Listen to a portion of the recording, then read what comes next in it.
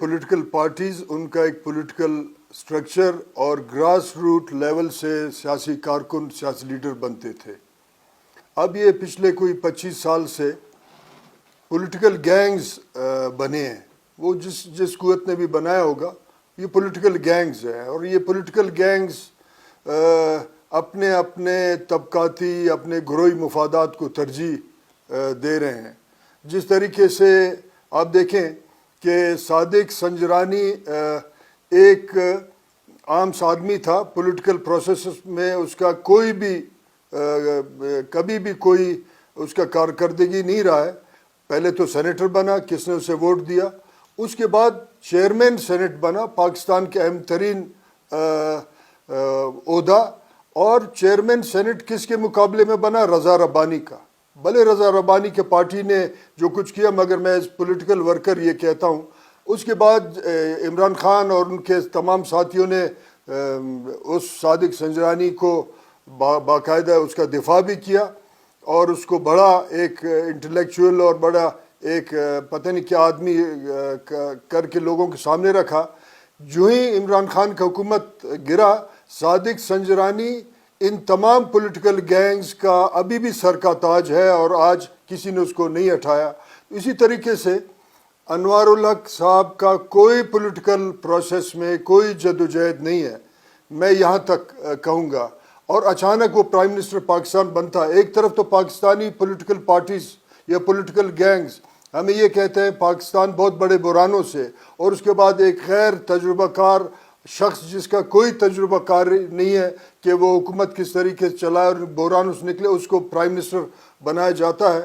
تو آپ اندازہ لگائیں کہ ملک کو جو چلانے والے ہیں اس ملک کو کس طرف لے جانا چاہتے ہیں اور کس طرف لے جا چکے ہیں.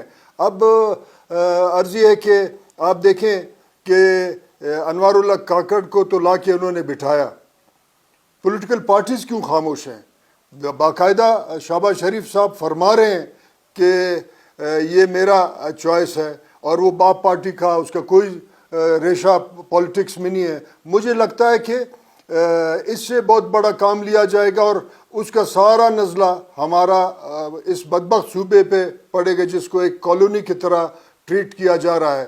میں ابھی تھوڑے دیر پہلے کچھ سیاسی کارکن آئے تھے, ان کو میں نے کہا کہ پاکستان نے 70 سال متواتر بلوچستان کو کے سرداروں کو گالی گلوچ کرایا اور کہا کہ بلوچستان اس لیے پسماندہ ہے کہ یہاں سردار حکومت کرتے ہیں.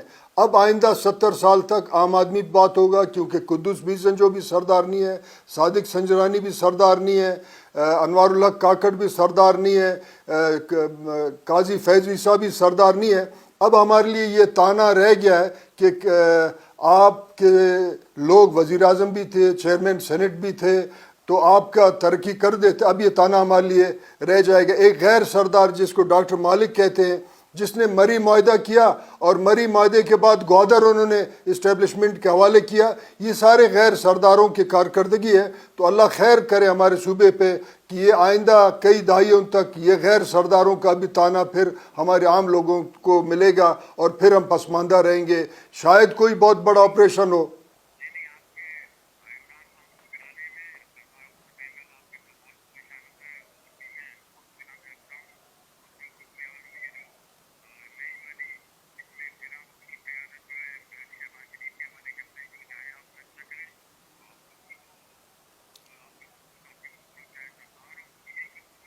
اچھا, آپ کو تھوڑا سا میرے اس بات سے تھوڑا سا ایسا تکلیف ہوا کہ میں تو کسی پارٹی میں نہیں ہوں, کیونکہ جو پولیٹیکل پارٹی اپنے موقف سے ہٹتا ہے میں سمجھتا ہوں کہ وہ کوئی پولیٹیکل پارٹی نہیں ہے. سرداروں نے جو کچھ کیا, سردار اختر مینگل نے, مگر اس کے پس پردہ وہ طاقتور ہاتھ تھا جو حکومتیں بناتا ہے اور حکومتیں گراتا ہے.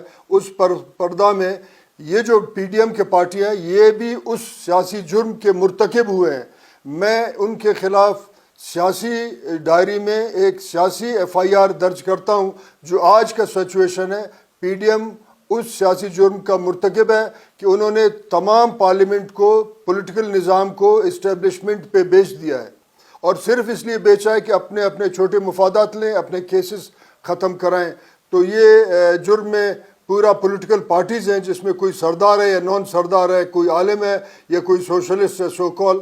یہ آج کا پارلیمنٹ جو اخلاقی طور پہ اس کا کوئی حیثیت نہیں ہے، اور آج کا جو انٹرم گورنمنٹ ہے اس سب کے مجرم اسٹیبلشمنٹ پہ بیچنے والے پی ڈی ایم کے پولیٹیکل پارٹیز اور اس کے ساتھ ساتھ پاکستان پیپلز پارٹی ہے.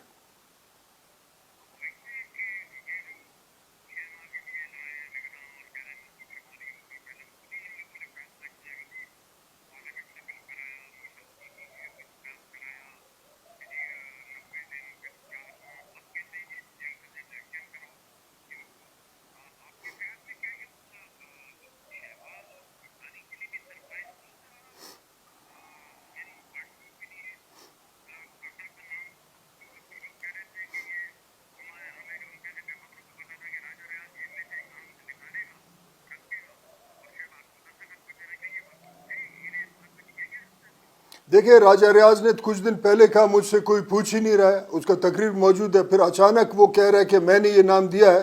یہ کس دانشور اور ایک سیزنڈ پولیٹیشین کا نام دیا ہے؟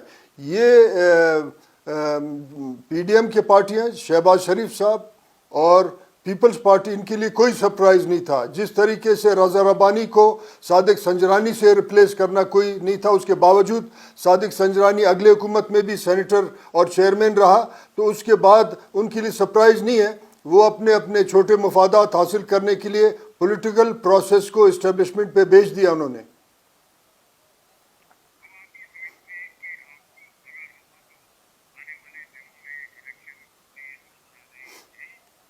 دیکھیں الیکشن کا پروسیس تو بظاہر اگلے ایک سال میں نظر آ رہا ہے، مگر جس طریقے سے پی ٹی آئی کو توڑا گیا ہے اور بلوچستان میں بھی یہاں اسمگلروں کو، غیر پاکستانیوں کو ایک پارٹی میں شامل کیا گیا ہے، یہ سلیکشن کے نشانیاں ہیں.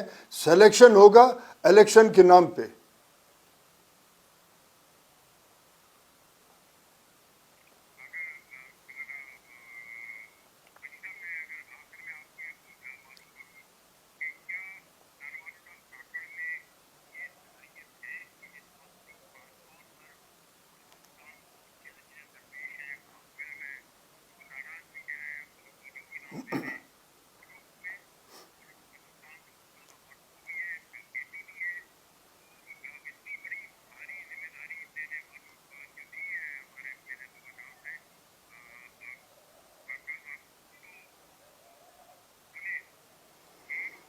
دیکھیں جو صلاحیت صادق سنجرانی میں تھا ریکو دک بیچنے میں، اس نے دلالی کی، اسی قسم کے صلاحیتیں انوار الحق کاکڑ میں بھی ہے. اس کو اس قومی سیاسی قبائلی سماج میں اس کا کوئی بڑا حیثیت نہیں ہے، قطع نظر اس کے کہ بلوچستان پہ ظلم جو ہو وہ اپنے آنکھیں بند کرے اور اس ظلم کا جو ہے سیاسی دفاع کرنے کا کوشش کرے. کوئی صلاحیت نہیں ہے اس کا. تانا بلوچ اور یہاں بلوچستان